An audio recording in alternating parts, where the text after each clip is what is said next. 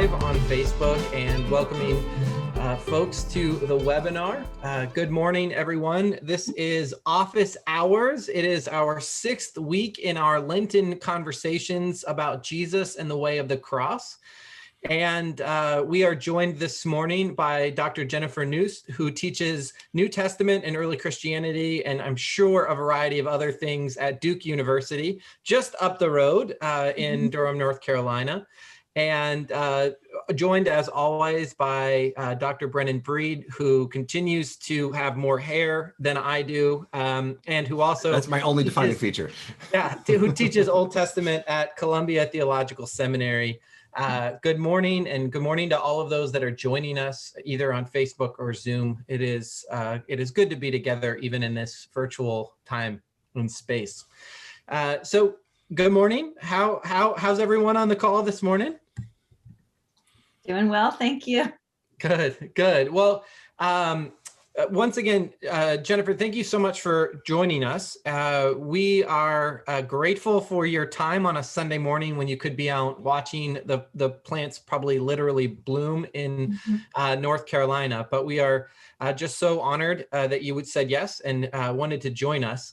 One of the questions that we ask all of our guest hosts is to say a little bit about the presuppositions that guide their interpretation of biblical texts.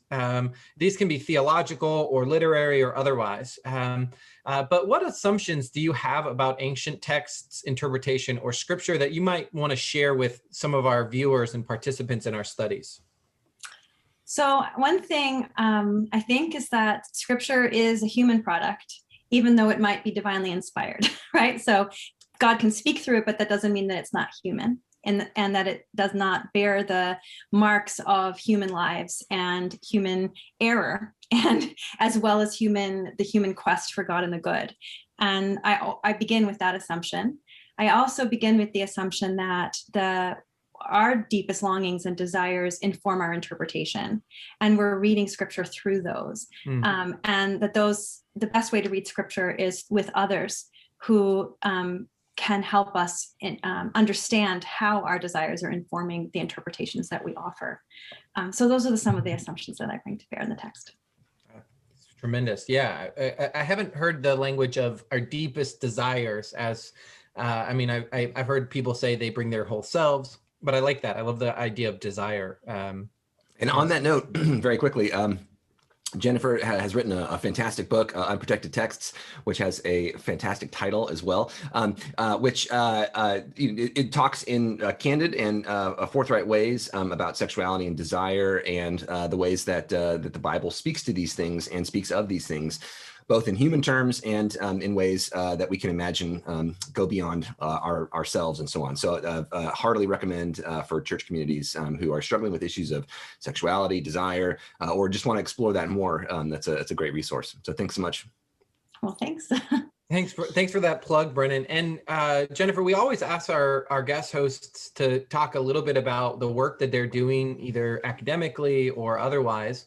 And so we would love to hear if there's anything that you want to share with us about your research, or what are you working on these days? So I work on sex and gender and New Testament and early Christian and ancient Mediterranean religions, but I also work on manuscripts and how scriptures and other sacred texts have been transmitted over time. And so the thing I'm working on right now that I'm most excited about, and it's actually pretty new for me, is something that I'm working on with my colleagues at Duke called Manuscript Migration. So we have something called the Manuscript Migration Lab, and I don't know if it'll work, but I'll stick a link to it in the text if it does, the chat.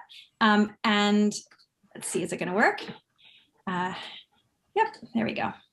And what we're doing is we're looking at the manuscripts in the Duke collections as ways of thinking about how these objects become infused with the histories and stories of the bodies that produced them. So it's not only the people who are copying, manuscripts are hand copied by a scribe, but also the people who transmit them over time and then bring them ultimately to Duke University. And so we're tracing the stories of how that happened.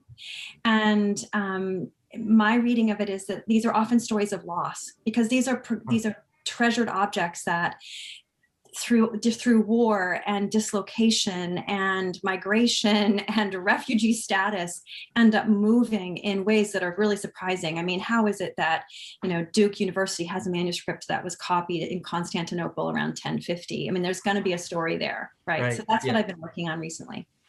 That's wow. So cool. So tracing some of the human stories behind these manuscripts and their migration, as you say, that's fascinating. Yeah, it's a super cool new area or not new. I mean, people have been doing this for a long time, but it's gotten more attention recently. And yeah, it's so neat to think about. I mean, I remember Herbert Kessler, a medievalist, showing me a piece of vellum and showing me that, like, this kind of leather that they would write on, from ancient times through the Middle Ages and so on, even the modern period. But like on one side, you could feel the follicles of hair from the animal. Just the materiality of the text was so real for the people for so long. I mean, now with digital text, especially, we just kind of think of it as a disembodied thing, but embodiment, is so important and important for our conversation today. Yeah, that's great. So for the past few weeks, we've been talking in our series in Lent about issues like evil, the wilderness, been talking about the powers and principalities, trying to think in some slightly different ways about Lenten themes like displacement, thinking about evil and sin. And today we come to the big one, the most important topic, I would think, in Lent as a preparation for the cross and Easter. But this is a topic that has been a lightning rod for Christians ever since the very beginning. And in fact, something that Christians have even avoided at times, that is the cross itself. So Jennifer, thank you so much for coming on to help us wrestle with this really important and difficult topic. One that, I would say it's kind of one of the most difficult theological topics to deal with. Why does Jesus die? What's God's role in this? If Jesus is God, what happened there? And so on. All of these things are crucial. But in the 20th century and 21st century, crucial also in ethical ways. What does God have to do with death? And what does God have to do with the murder of an innocent person? And so on. So, but before we jump into all that, can I just ask a question of you two? So I'm an Old Testament scholar. I work in ancient Near Eastern stuff, and there are many brutal ways that empires hurt people in the ancient world and killed them, but crucifixion was not one of them. That is to say, the Assyrians and the Babylonians and so on didn't do this stuff. What is crucifixion? Where does it come from, and what did it entail? And I mean, we don't need to get into gruesome details, but what is this act, and what does it symbolize in a way? Chris, do you want to answer that? Do you want me to do it? I mean, I'm gonna defer to you because I know that you recently taught on it, and so I'll add along the way. But I'd love to, if you don't mind going first, that'd be great. So I think you made available this essay by Felicity Harley. I know her by her first name. It's Harley, right? Yes, that's right. Yeah. Okay, anyway, and I think she does a really helpful job of laying out how difficult it is to describe what crucifixion is historically, right? So like, where did the Romans come up with this idea? What does it actually entail? Is it, with a bar on top? Is it just a pole? Does any kind of hanging sort of death count, and so on? So I don't have an explanation for how the Romans came up with this idea, but we're clear that they did something like this. And to me, the most striking thing that anyone ever said to me about it is something Paula Fredrickson says, which is the crucifixion was a Roman public service announcement. Which is so hard. It makes me like tear up to even say it, because, the idea is that if you expose a body on a cross or on a pole, or however you're exposing that body that's in the process of dying or is in fact dead, what you're telling everyone who walks by is that if you disobey the Romans, or you disobey the government, or you disobey your master, often these are slaves who are crucified, this is what's going to happen to you. Right. So it's like the final extension of even the slave system. You enslave a body, then you own the body, and then that body can be in fact extinguished publicly, and people can be forced to see that if if you violate a certain understanding of what you owe to your master, to the Roman government. I don't know when it was invented, but I know that it was common. Or common enough that people really knew of it. It was a nightmare that people who were subject potentially to that punishment would have to always be aware that it could happen. But and so it was Yeah. not like something that any Roman citizen could undergo or something like this. It was reserved for certain populations of enslaved peoples. Exactly. And I sent in that little handout I sent you, which some of you may have in the webinar as well, I sent some of the Roman law from the Digest of Justinian, which is much later than the first century. So this is a compendium of Roman law that was prepared under the Christian Emperor Justinian in the 5th century. Nevertheless, it preserves Roman legal jurisprudence, so discussion of what the laws were, that goes back to the 1st century and moves forward into primarily the 3rd. But in those laws, what's very clear is that punishments were sort of meted out on the basis of your status. So if you were, for example, a Roman senatorial class, you would never be crucified. It's impossible, right? And in fact, if you did something terrible, then you could be beheaded. You could be subjected to capital punishment. But crucifixion was intended to be shaming, and it was intended only for people who were enslaved or for non-Roman citizen people who were provincials. Romans themselves were not crucified. Because it was intentionally shameful. Yeah. And yeah, Chris. Well, I was just gonna. I mean, Jennifer, one of the things that stood out to me in some of the documents that you sent, and some of the notes you've sent me is just the public nature of this, and the degree to which it was a warning sign. And when we think about especially the crucifixion of Jesus, the association of this is a way that enemies of the state are crucified. And so it's not just a matter of punishing, a bandit or, a would-be Messiah pretender, but it was also a way of sending a very stark, clear, and terrifying message to any of these people groups that would think about, rebelling. This is your end. And, and it's that sort of propaganda and publicness that I think we tend to miss because 2,000 years later, we're so familiar with the cross and it's been so spiritualized and theologized that we forget just how, one of the intentions was really just to say, you better stay in your place. And so, Paul talks about in 1 Corinthians, he says the word of the cross or the message of the cross or the logic of the cross. And when you were talking just now, I thought, wow, the message of the cross is a Roman imperial message that says we are dominant and we will use all force necessary to maintain that dominance. And then just to think about how strange it is that the message of the cross gets so enveloped in Christian theological discourse and in the New Testament. Well, right. And we were talking about this before we opened the webinar that, in the earliest Christian period or the Jesus movement and then into the earliest Christian period, there isn't a celebration of the cross in the way it's not an image. It's not, it's something, it's a tragedy, it's a horrible thing. It's a horrible thing that God has answered with the resurrection of Christ, but it's still a horrible thing and it remains horrible and it remains a Roman practice and it's unclear. And I think Felicity Harley points this out when it actually stopped. Does it really stop with Constantine? Not so clear. So, and another example I offered in the handout is, Josephus, who's a Roman historian, tells a story about a revolt that took place in 4 BCE, and it was quelled in part by the general Varus, the Roman general Varus, lining the streets with 2,000 crucified bodies. I mean, Josephus is known for exaggerating numbers. We can't trust every number that Josephus gives, but even if it was 10 crucified bodies lining a road, isn't that bad enough? I mean, that is a Roman public service announcement of an extreme nature to the occupied Jews of Judea and the Galilee. If they don't get that, I don't know what they will get about what Romans think about the way they own that property and these lives. Yeah, and one of the things we were mentioning too is the kind of well-known truism in art history, at least, that that early Christians don't depict the crucifixion. If they do, it's in very private things like gems or whatever. There's a couple of those, but they also seem to maybe not be like kind of part of what we might think of as mainstream Christianity. They have like spells on them mentioning other gods and so on, those gems. But the earliest kind of image we have that maybe of Jesus on the cross is this, right? This Alexamenos graffito, which might be somebody making fun, like a Roman soldier making fun of Jesus. It says like Alexamenos worships his God, and it's got a guy acknowledging what looks to be like a ass-headed, deity being crucified. So this may be like kind of mocking Christianity.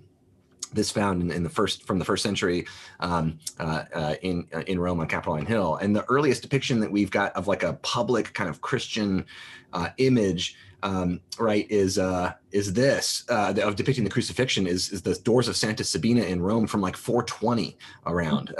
So I mean, it's like 400 years of Christians avoiding imagery of the cross in public, at least. And so why might this be the case that the images we have of Christianity involving Christ on a cross at least seem to be kind of mockery or something, and Christians seem to avoid this imagery? It's not in the catacombs in Rome at all, the image of Christ on a cross. So what might be the reasoning for this? Well, I guess this is something Judith Perkins says in her book on pain and suffering about when is something like the crucifixion not a horrible punishment, when it's justice. Right. So from the perspective of that graffito, for example, the crucifixion of Christ is justice. And in fact, the fact that Jesus followers and Jesus himself and then the Christians would resist particular interpretation of Roman hegemony is seen as ridiculous. So it's totally mockable, right? Like you should mock these people because they're actually doing something that's insidious, that's undermining, from the Roman perspective, the Pax Romana, right? The Romans brought peace. The Romans brought prosperity. So why would you want to resist them, or why would you not accept their way of thinking about things? Like, what's the matter with you? You're messing the whole society up. So it's justice to crucify people, or it's justice to crucify rebel slaves, which was, another main way that crucifixion was used. Because why would you want to mess with the slave system? It's working fantastic. You know what I mean? So it's justice. In order to keep that kind of hierarchization of which bodies count and which lives matter, you have to actually have a whole set of social systems that everybody participates in that reinforces the idea that some lives don't matter. And that's precisely what that graffito is showing. Yeah. Wow, there's such great connections to today too. Yeah. Well, and there's a sense that valorization or the hierarchy is almost meant to keep the Pax Romana, right? I mean, part of what I hear you saying is, why would you challenge this? We all accept that certain bodies can be owned and sold and killed at a whim.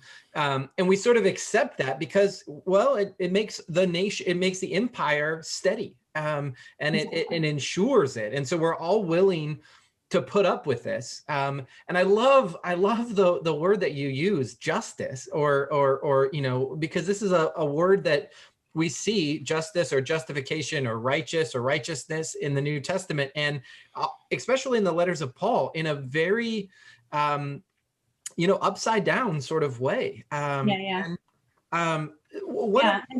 Go ahead. Sorry. Well, in 1 Thessalonians, Paul has that incredible thing where he says, when they say there's peace and security, truly, wherever he goes, faith, something will come upon. I'm the worst at quoting scripture for a Baptist. But anyway, it's that peace in 1 Thessalonians where Paul mentions the peace and security thing and says that's the moment in which that Jesus is going to return, the apocalypse will, the end time will arrive. But who's going around saying there's peace and security? Well, the Romans at that very moment. Right. So I think the Apostle Paul is very aware of what peace and security looks like. It doesn't actually look like peace and security to some people who are supposedly the beneficiaries of it. Right. Yeah, and keeping control or order means pushing down. And I mean, this makes me think, I don't have this available right now to pull up, but that Gemma Augustea, like the gem of Augustus, which has on the top, like the kind of perfect idealization of Roman order. And on the bottom half has like Rome stomping on the Gauls and enslaving them and, basically making them produce for them, so that they can enjoy this nice life. And then the Romans knew that, like they imaged that themselves. They weren't hiding it from themselves or other people, that like the Pax Romana meant, forcing some to be subservient. I mean, but I get, this follows with those kind of ancient notions of order, right? That like there have to be some on the top and there have to be some on the bottom, and there's not poverty. That's just you're peasants. That's what the gods designed you to be that way, right? So when you see this peasant guy being crucified, who's a rebel, like no big deal, right? For most Romans. Well, and most people who accepted that the Roman order was helping them, or maybe they felt uncomfortable and they just looked the other way because it was better and easier to not say something. So when we think about the New Testament, I mean, I don't think it's an exaggeration to say that nearly all of the writings of the New Testament, in one form or fashion, are making meaning out of Jesus's death, either and his resurrection. But at some point, the cross and the practice of crucifixion looms large, larger in some of our writings than others, but it's there. And so I wonder, Jennifer, if you could talk just a little bit about, especially about the shame. I mean, this was a practice that was meant to be a public shaming. It was meant to squell possible revolt, but there's no getting behind just how shameful this would have been and how that goes alongside of some of the claims that early Christians in the New Testament are making about Jesus. So, how do you see shame getting either worked out or interpreted or even highlighted in some of our New Testament writings? Well, I think we read the Markan Passion, I think, as part of our assignment for today, right? So I was a quiz. So let's start with that. So I was thinking about that scene in Mark when Jesus is mocked and he's dressed in a purple robe, and so there's that scene, and then there's at the actual crucifixion when he's mocked and called King of the Jews, and the titulus is put over his head, King of the Jews. And I think that's actually one way that the Gospel of Mark is working to reverse the shame of the cross, in the sense that it's, as Joel Marcus puts it, it's a parody. It's a how do you pronounce it? Parodic exaltation, right? So in fact, in the literary mode of Mark, in the theological mode of Mark, what's actually happening is that the Roman soldiers are saying the truth. Right. Jesus really is the King of the Jews. Jesus really is deserves the purple robe. And it's also so weird historically to think that they would do that, because purple was incredibly expensive and only certain people were allowed to wear purple. You had to have a certain status to even wear it in public. So to dress Jesus in a purple robe, I don't even care what happened historically, but Mark presenting it that way is really suggesting that the Roman soldiers are inadvertently revealing the truth. So even as Jesus is being humiliated, he is in fact being exalted. And I think that's part of one of the ways that the gospel writers wrestle with the issue is that they sort of say, well, what seems to be true, this, provincial Jewish man, is being executed as a Roman public service announcement about what happens if you cause trouble in the city of Jerusalem during the Passover festival. Yeah, that is not what's actually happening. What's actually happening is that Christ, or Jesus, the faithful Son of God, is being faithful unto crucifixion and remaining true to the God that made him and that made all of us, even to the point of death, and is in fact going to be resurrected and is resurrected. Because from the perspective of the Gospel of Mark, of course, we all know Jesus is resurrected, which is the ultimate, like, no, you didn't kill me, Yeah. Failed. So, ha, good try, but no. Yeah. Well, and even there, when I read the Gospel of Mark or teach the Gospel of Mark, I'm always struck by the centurion who at the death says, truly this was the Son of God. And I take this as a high point literarily and theologically. But there is, even when you talk about parody, that what these soldiers are doing is true at a level that it's not on the literal level. I mean, again, it's a soldier who is empowered with protecting the interests of Rome is the one who declares, truly this was the Son of God. Again, that seems so striking in Mark's message that these soldiers would not only be preparing Jesus to be king with the purple, but also would then be declaring this identity that no other human has recognized in the Gospel of Mark up to this point. Right. And of course, I think we can talk about is there irony in that declaration? Is there a counter imperial message in there? But it's so striking the way that Mark tells this story. I totally agree. Yeah. Good. So one of the questions, I mean, so we've dealt with shame and how the shame is dealt with. But there's also just the brutality of, the crucifixion. And again, hypothetically, the early Christian writers could have said Jesus just died, and just left the manner of death aside. They could have just, there's no, or even died a terribly painful death, but again, not get into the details. And yet Mark certainly gets into some of the gory details. And so do you think that the Gospels in general sort of tend to emphasize this or valorize the nature of crucifixion, or do you see any sort of attempts to neutralize the more brutal and painful aspects of the process? Well, I mean, I think I'm following the general New Testament scholar line if I argue that Mark is the earliest gospel, right? And Matthew and Luke written sometime after, and then John the last chronologically. And I do think you can track a increasing softening of the suffering on the cross over the course of those gospels. So, Luke, for example, has the interaction between Jesus and the bandits on either side, in which Jesus has a conversation and says, to the righteous bandit who recognizes Jesus, that you'll be with me in paradise today. So this is, imagine the scene, right? They're being crucified and they're having a conversation. That is not something that normally happens when you're crucified. Or in the Gospel of John, when Jesus's last words are, "It is finished," or "It is complete," or "It is perfected."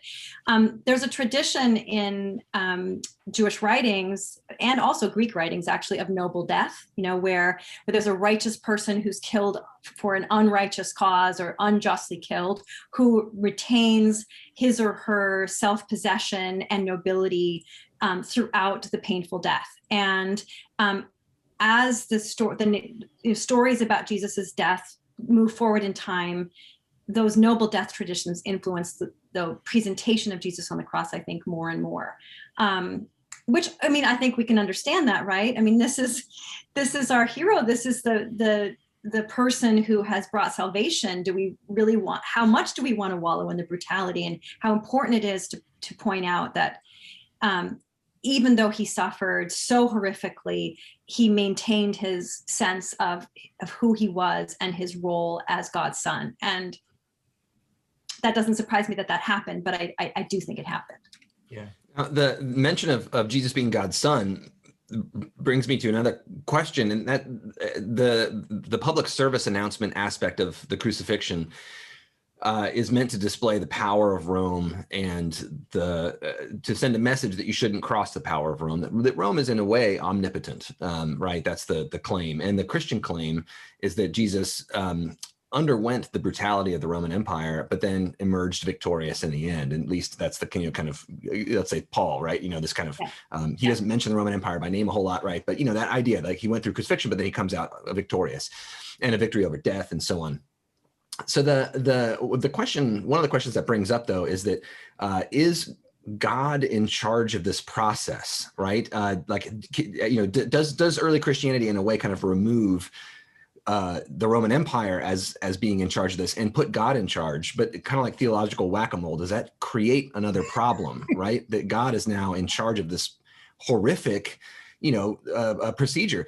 And Jesus says something from the cross, at least in two of the Gospels, right? My God, why have you forsaken me? Which it names God as kind of the one in charge, right? What do those words mean to you? And how, Jennifer, how do you interpret them? What is this cry doing? And does it help us, I don't know, solve or at least situate some of these kind of larger theological problems about who's in charge? Yeah, so I listened to a lot of really great passion sermons when I was growing up about the cry of dereliction and how important that is for helping us understand that God really is with us at our worst moments when we're suffering the most. And I think that theological truth remains true despite what I'm about to say, which is that I don't actually think the cry of dereliction ends with utter abandonment. I don't think the point of it is to end with utter abandonment. I think that the author of Mark employs the Aramaic on purpose as a signal, first of all, that this is historical, so it provides a kind of verisimilitude, right? That Jesus must have really said that because Jesus really spoke in Aramaic, so it does that.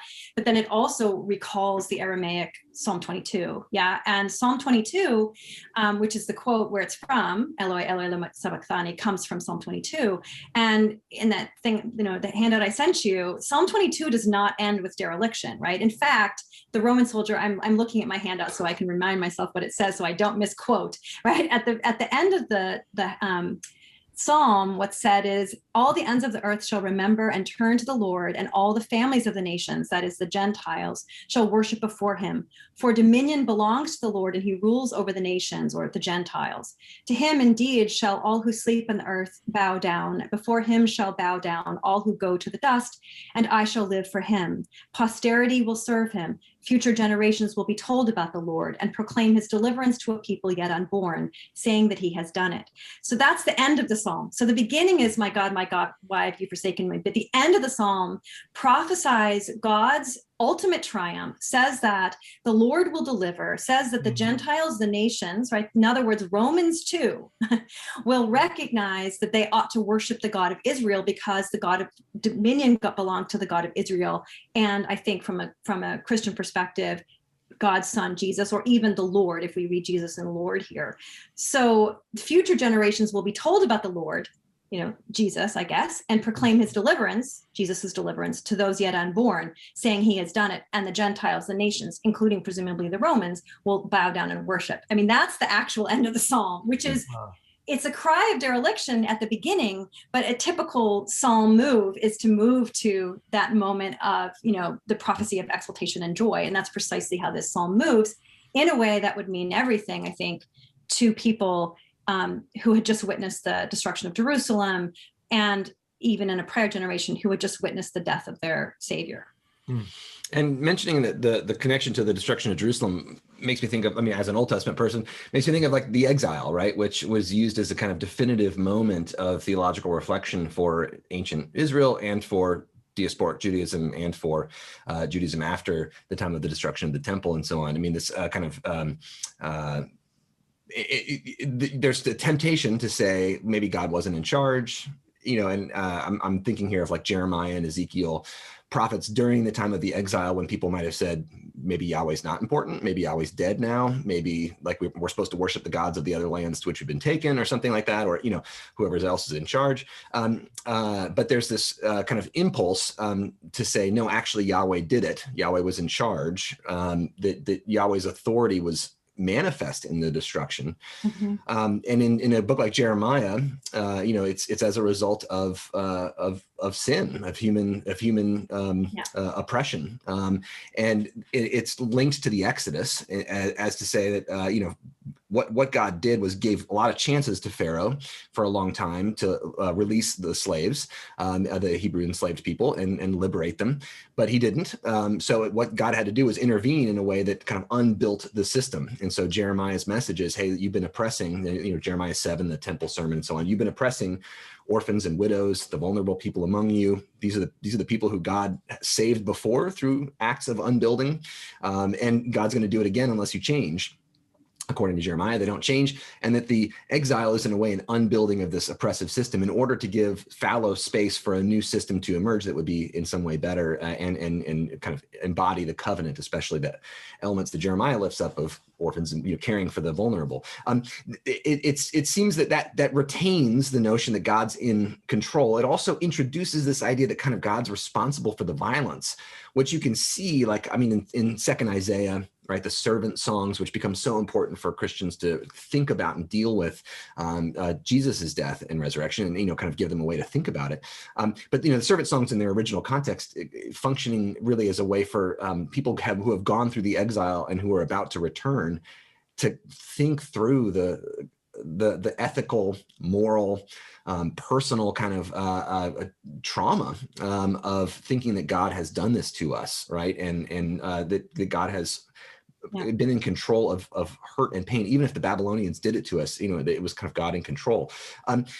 Which leads to the fact that there is a Judaism that continues after the time of the exile. This is fully responsible for the idea that there's Judaism and Christianity and all, but it introduces this big problem. What do we do with this do the Gospels and do Paul, do we get, what do they do with the issue that now God is in control of this horrific event? Or is God kind of like allowing the Romans to do this for, and we can jump into atonement theology or something here too, but this is an issue that I always confront when thinking about the Old Testament. What do you all New Testament folks do? How do you solve this? How do you square the circle for me? So I'll just, I don't know if I have a super thoughtful or definitive answer. I'm sure Jennifer does, but I'll pave the way with idiocy first. And I mean, I think the first part is just to highlight that I don't think that the New Testament is uniform in this witness. I think that, as Jennifer was saying earlier, the Gospel of Mark retains some of the tragedy and horror of the crucifixion in a way that the Gospel of Luke doesn't. I mean, one of the theologically important phrases in Luke is, "It is necessary." This passive voice, scholars have suggested, is a divine passive. For whatever reason, it was necessary for Jesus to die. It was necessary for Jesus to go to Jerusalem and to face the cross. And parallel to that in Luke is Jesus's resolve. I mean, he is the one who, sort of chooses this path. And we can think about the different portraits of Luke versus Mark, of Jesus in the Garden of Gethsemane, and the agony that he is in Mark, and more of the resolve that he has, and that in the Gospel of Luke, ultimately Jesus is declared innocent as opposed to Son of Man or Son of God. So I mean, I think that there's definitely pieces of that. And then I think about Paul. I would hesitate to say that Paul thinks that God required this, but I would say that God works through this. And I know that that's probably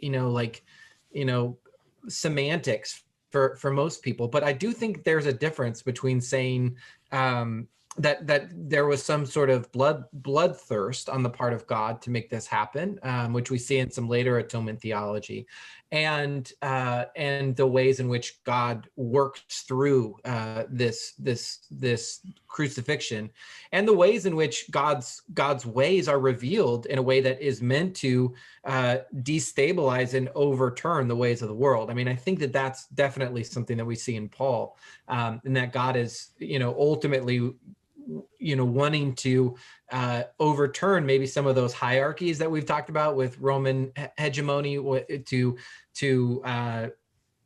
sort of right and right the wrongs. But yeah, those are my initial thoughts. Jennifer, what do you have to add? Well, I really want to resonate with what you said about how there's different responses to the issue throughout these New Testament books. And it seems to me actually the fundamental theological problem for Christians, and for actually any religion that believes in an all-powerful, good God. What do you do with a good God who nevertheless tolerates horrific violence and the ability of human beings as collectivities and individuals to execute horrific violence on one another? Where is God in that? And I think that's the fundamental challenge to any religion that claims a good omnipotent God, I think, and Christianity is one example of that. So it seems like we're suspended, at least as Christians, in this tension between our claim that God is all loving and all good and all powerful, and the reality of our material experience in our material world, where goodness is often far from view, and it seems that the New Testament writers also are suspended in that same tension. And I'm not sure that there is an answer to it, actually, but they attempt different ones. Right. I think one that I find really dangerous, and actually I find this in the Gospel of Matthew particularly as a problem, is the idea that we could blame our way out of it. Like if we just blame certain people, right? And then it doesn't stick on God, it sticks on these people, then we can solve the problem of the angry God, because God is righteously angry. And, believe me, I think God could be righteously angry at people a lot. There's some people deserve some righteous anger, Again, that's not really up to me, I think, to decide who God should be angry with or up to any one group. but I really see, like Paul's a different case because Paul's writing prior to the destruction of the temple. He's prior to the destruction of Jerusalem. And he argues that Jesus Christ is the first fruits of the resurrection. He expects the resurrection of the righteous, and he expects Christ to have simply ushered in, any moment the righteous will be resurrected, and this unjust world will be undone and a just world will be built, I think, with people in their resurrection glory bodies. And I love that stuff. Anyway, this is the crucifixion class, not the resurrection class. But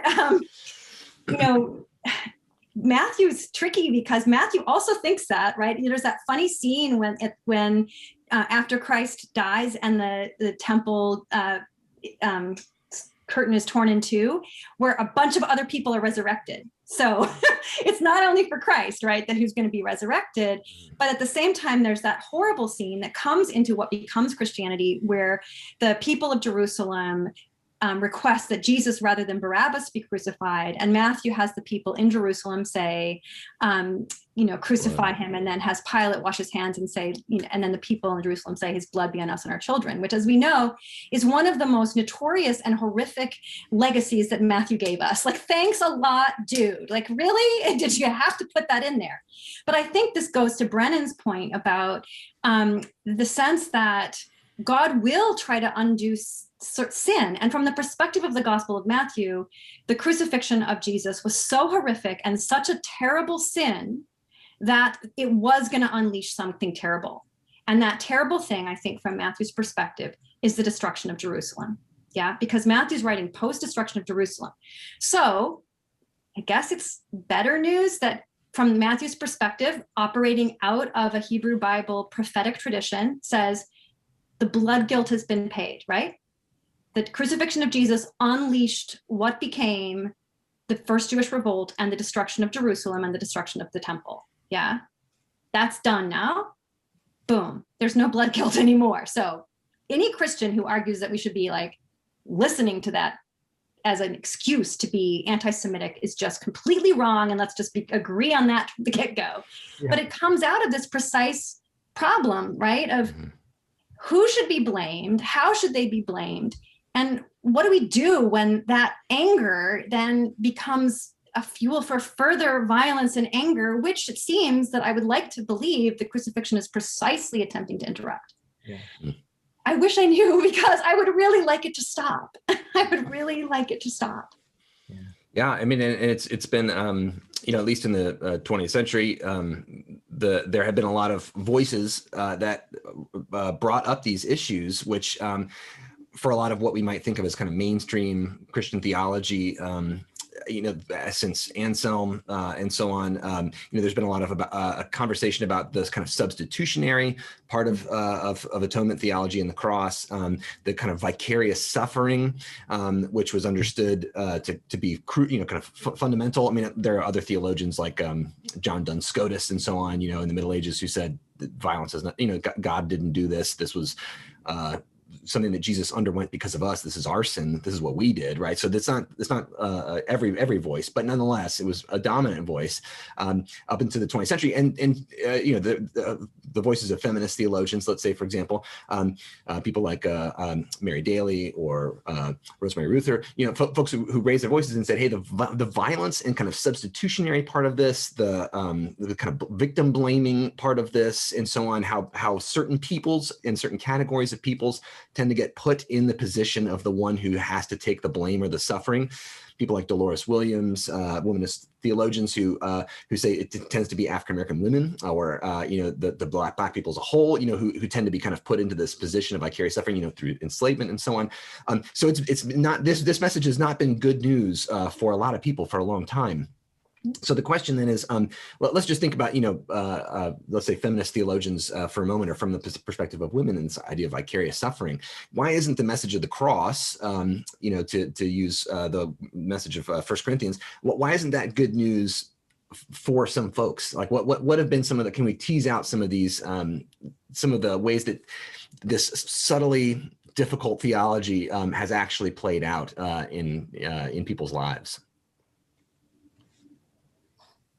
Well, I think Dolores Williams's work is the example, and I sort of wish she were here so she could explain it, and talk with us about it. But I think she's really made the case in such a strong way that when the cross becomes an invitation to some people that to accept the idea that their suffering is good, that in fact that is incredibly destructive, and that the idea of suffering as good can be employed to accept injustice and to demand the acceptance of injustice and to internalize the injustice that is meted out on oneself as a good. And it's really insidious, that theology, it seems to me. And I completely agree with her on that point. And she says it much better than I do. Yeah, the only thing that I would add is one of the texts we sort of held up and encouraged folks to look at for today was Matthew 10, and there's 10:34 and 39, and there's parallels elsewhere, but the basic is, take up your cross and follow me. And I think that this is where the model of Jesus, and particularly his death, becomes especially problematic, because nobody would say that Jesus's death was just, from a it was fair. It was unfair. He was innocent. He was killed unjustly. And so it valorizes unjust suffering with the hope of resurrection. And so rather than deal with like the evil at the root of the problem, we bypass the hope to the by and by, the great life ever after.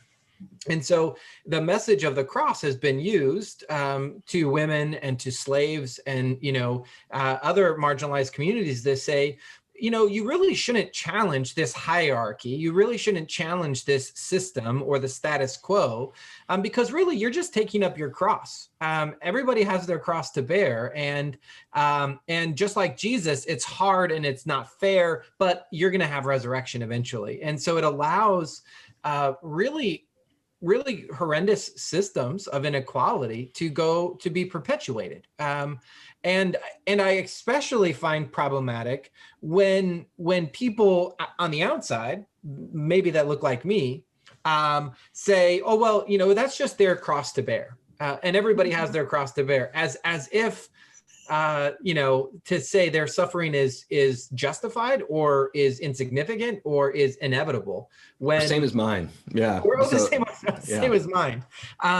Which again, perpetuates systems of injustice. And I think that there are traditions in the New Testament. And again, this is where feminist and womanist scholars really help us see things that we've missed, that are intending to interrupt that thinking that says the cross only matters in a spiritual realm and doesn't also encounter the political or the social realms in which Christians find themselves. After all, there is a resurrection, and in many ways, the theologians have said it far more eloquently, but the cross is God's no to these cycles of violence, and these cycles of vindictive theology, for lack of a better word. And so yeah, I just think it's such an important critique. And again, for everybody to understand why the cross would be problematic for certain interpreters and would not be for others. Again, to Jennifer, to your point at the beginning, those deepest desires. Can we hear those deepest desires? And for feminist and womanist scholars who say this message of the cross is not good news, and here's why. The thing that we shouldn't do is dismiss that as impious or inadequate. We need to really listen, I think. Well, isn't that partly the whole point of the cross, is to say, if you're not noticing that people are being crucified, you are blind and you have missed the entire point of believing in a good God and trying to understand other human life as valuable, because you've dismissed certain human lives. And so when, take up your cross becomes a message like, take up and willingly suffer the injustice that's being meted out upon you, it's in fact precisely the opposite. I would argue, or like to argue, speaking of my desire, that that's what the cross should ever mean, because it's the wrong kind of, that's the wrong kind of public service announcement. That's the one that those who are trying to erase the value of certain lives are trying to sell, right? But if maybe there's another way, which is that no, some people are asked to take up crosses, and those are the ones we should be listening to. Yeah. Not everyone is asked to do that. Yeah. And Jennifer, this I think brings us to our discussion, if we can just briefly before we wrap up, of James Cone and his very important book, The Cross and the Lynching Tree. Yeah. And I just want to point out for those that were on Facebook, while we were talking, Jennifer, while you were talking about the public service announcement of the cross, we had people making the comment, already making the connection of the lynching tree. And what I think is fascinating about that, just by way of introduction, is that one of James Cone's chapters in The Cross and the Lynching Tree is meant to show that the preeminent white theologian of his day, in the civil rights era, Reinhold Niebuhr, could not make this connection between the cross and the lynching of Black and brown bodies in America. And that the spirituals could do this, and other African American liberation theologians could, but this white theologian couldn't. And yet our Facebook viewers, it was like that. They could see it. And I don't know if that's something about our cultural moment, that we're able to see that connection, but it just astounds me, and makes I think Cone's point all the more important in that book. But I wonder, I think you said when we spoke on the phone this week that you taught on James Cone a little bit. You integrated some James Cone into your discussion of the crucifixion, and I would love to hear it. What are the major takeaways from Cone's book as it relates to the New Testament in this topic of the cross? Oh, well, there's so many, and we have like 2 minutes. Yeah. I think what I wanted to, when I tried to teach that course, I taught a special section on crucifixion last semester, and we did it through the lens of the cross and the lynching tree, because, in part because it would be irresponsible for me as a professor not to acknowledge our moment, and I'm teaching in a religious studies context, so I'm not teaching Christian theology in that context, right? So what I'm trying to do instead is think about human collectivities and how they're founded, and how the narration of death intersects with the different ways in which collectivities are founded. So the way I actually began that class is that we read a New York Times obituary for Malcolm X, which is shocking. It's shockingly white supremacist, white hegemony, like, oh, that rebel. It's sneering, it's mocking, it's really hard to read. And then we read a letter to the editor from an African-American gentleman from Harlem, writing back and saying that was disgusting, right? And then we talked about how different narrations of different deaths, what that reveals about the kind of collectivities that we are in fact living in, right? So I use that because I wanted to sort of help the students think about Cone's point that if you cannot see that the lynching of Black people is a crucifixion, you are not reading the gospel. I mean, to me, it's so obvious. If we cannot see that mass incarceration is a performance of injustice and systemic violence, you are not reading the gospel. I could keep going. I feel very passionate about this, right? That if you are willing to tolerate the suffering of some people for the sake of your own comfort, even if all you're going to do is look away from it, even if you're going to pretend it doesn't exist, you are complicit in continuing that violence. And I mean, I say that to myself as someone who lives very comfortably at Duke, and lives nicely in Durham, North Carolina, and I am complicit in these systems, which I guess for me, theologically, if there's some value to the idea of a God who would be crucified, it's precisely the way in which, Brennan was making the point that this system has to be undone, and we are complicit, and picking up your cross means not suffering because you deserve it and everyone deserves a little suffering or some other nonsense like this, right? But rather being willing to stand up and say, no, This is unjust. Mhm. And if that brings across, so be it to me. But the person who's being crucified for the sake of continuing the system, there's no way in which that person deserves that. And there's no way in which God would say that was good, in my view. Yeah. And one of the things I think is so helpful, just speaking from my own experience of women as theologians, is reframing the ways that we imagine the characters in biblical stories match up to today.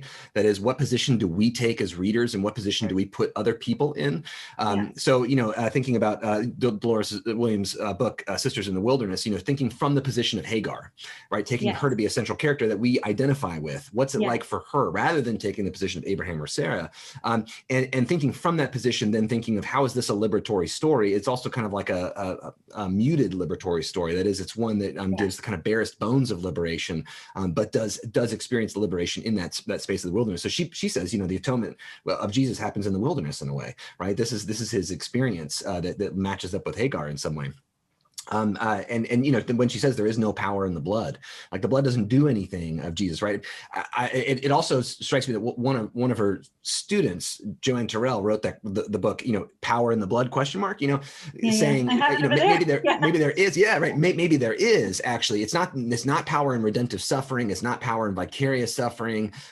What the power is in memory of those people who have undergone unjust and cruel abuse, and remembering them, and the power is in us committing to not letting that happen anymore, or raising awareness about these issues, right? That in a way is kind of a way of thinking about atonement. There's a lot of other ways.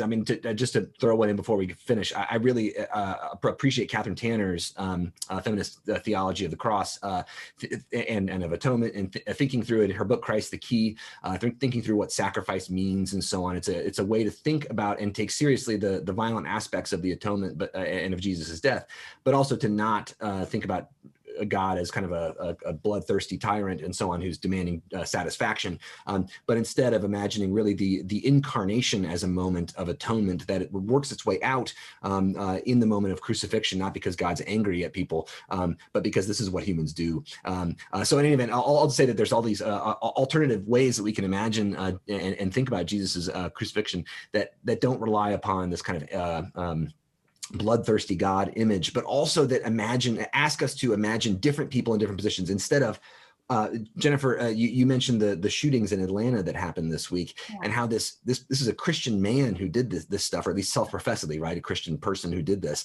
And he said he wanted to kind of eradicate temptation, right? He was kind of putting himself in the position of a vengeful God, taking out his vengeance on, right? And instead of thinking of, people, minoritized women working in a spa in Atlanta as somehow being the Christ figure, right? So all to say, Jennifer, you I think said it a lot better than me, though. Do you remember how you brought that up, or?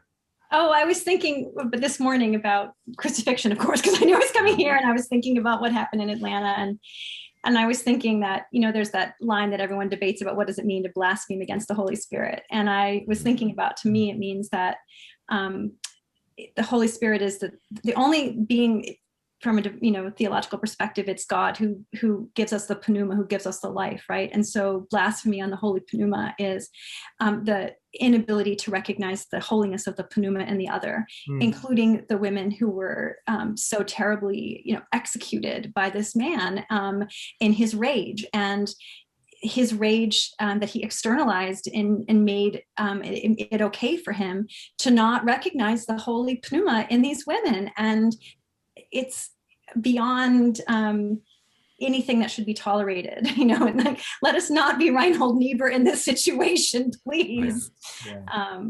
And following Joanne Terrell to say, the correct response isn't to ignore this or say, hey, this is bad, we shouldn't talk about it, but instead to lift up the suffering and acknowledge it, but as a part of unveiling or revealing. It strikes me that this kind of time of coronavirus has been a time of terrible suffering. It's also been a time of revealing, in a way, kind of revealing some of the things that people liked to ignore, especially white men like myself and so on, Christians. We've had to kind of admit some things, or at least people have been pushed to admit some things that we've been able to hide in a way before. We focused on death and suffering this time, just to say to everyone watching, we will talk about new life next time. But this is, we've opened up a can of worms. We certainly haven't solved it in any way, but this is kind of an introduction to a much larger and broader conversation as we usually do. But Jennifer, thank you so much for taking the time and the effort and the energy to prepare for this and to help us think through these issues. I feel bad that I just talked a lot at the end there, but thank you so much again for just sharing of yourself and helping us to grapple with these really difficult and really horrific issues, but also in a way that we're thinking about life and the abundance of life where it may exist. So next week we welcome Beverly Gaventa back to Office Hours, which will be a treat. Who again teaches at Baylor University and actually is emeritus now, I think, right? But in any event, she'll be joining us and bringing her wisdom and wit as well. And we'll be talking mainly about Romans chapter 12, which she is working on at the moment. So it'll be right in her wheelhouse. Chris, anything else to add before we go? No, just thank you, Jennifer, for your wisdom, your time. Thanks to those on Facebook who have made insightful comments and questions, and thanks to those that joined us on Zoom. This is such a gift and so much fun, even to talk about a hard topic like the cross and all of its ramifications in contemporary society. But what a pleasure. So thank you. It's an honor, Jennifer, to be with you. And well, I get to say thank you too. I just want to make sure I'm going to get my own. Well, thank you, Chris and Brennan, for inviting me to come, and thank you for teaching me so much today and helping me think through these things that were super hard to think about, and I never seem to be able to learn enough and to come up with the right words, because there continue to be lynchings and crucifixions and murders, and we need a God that's somehow going to respond to that. And I think. Yeah. Amen. That's a good word to close us with. Thank you again for being with us, and we'll see you next week, everyone.